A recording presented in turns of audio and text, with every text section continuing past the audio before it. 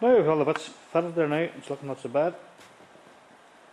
On this occasion here we used mostly the KC products here, and it's not bad fitting stuff now, it's pretty good fitting for aftermarket. So the Corolla's looking more like herself now.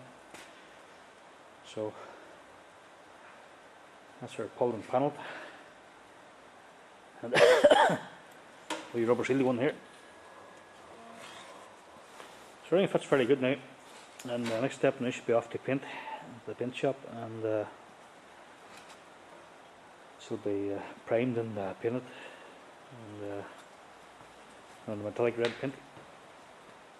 So that's the pull and panel operation job complete for 1998 Toyota Corolla.